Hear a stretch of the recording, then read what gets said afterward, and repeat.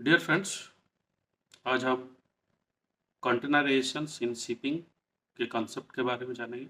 मैं आपका host Manoj Kumar Raut.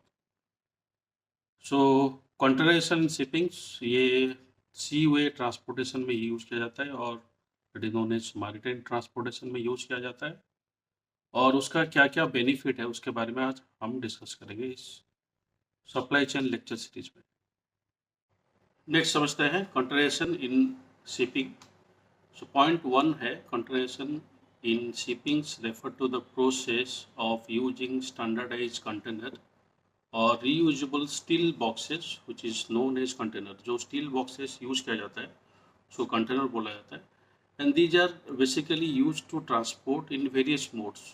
So mode of transportation आपका है shipping or ships which is basically used in case of maritime transportations, truck for roadway transportation and train for railway transportations। Point number two, this enable faster loadings and unloadings।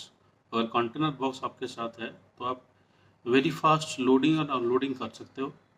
It is basically reduce the cost and the next is it improve the cargo safety and securities. So that is why काफ़ी सारे जो transportation company they basically prefer containerizations in shippings by use of various steel boxes।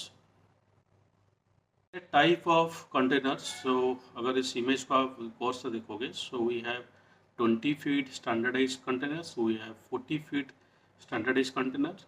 Next class है that is 40 feet high cubic containers are there and 45 high cubic containers are there. So bottom का जो image है अगर आप उसको ध्यान से देखोगे तो ये कैसे कंटेनर को स्टैंडर्डाइज किया जाता है by the help of steels को जोड़ के काफ़ी सारे उसमें एक्सटेंशन प्लेट जोड़ के ये स्टैंडर्डाइज कंटेनर है। सो इंडिया में कंटेनर कॉरपोरेशन ऑफ इंडिया एक ऑथराइज गवर्नमेंट बॉडी है जो बेसिकली स्टैंडर्डाइज कंटेनर बनाता है। सो यही है the classification of containers. Advantages of containerization in shippings. First one is standardize. So जैसे मैं आपको बताया ISO standard is basically preferred in case of mode and equipments. So unique identification number and size type code should be done for standardization on container।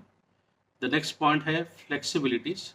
So commodity goods, manufacturing goods, liquid and refrigerated goods are basically flexible inside the container। चाहे वो commodity liquid हो, कोई grocery items हो, manufacturing product हो, कोई भी beverage और liquid हो, refrigeration good और fragile material हो, वो easily flexible accommodate हो जाता है container box के अंदर। Next है cost। So low transportation cost, economic of scale at the mode at the terminal। So loading already का cost भी सेव किया जाता है, काफ़ी सारा लेबर कॉस्ट इसमें कंज्यूम किया जाता है और रिड्यूस किया जा सकता है। The next is velocities. So fast transshipment operations, lower terminal turnaround time. So जैसे ही आप लोडिंग और लोडिंग स्पीड हो जाएगा ऑटोमेटिकली जो ट्रांसशिपमेंट ऑपरेशन है from ship to ship, from that is known as port to ship, so velocity basically increase हो जाता है।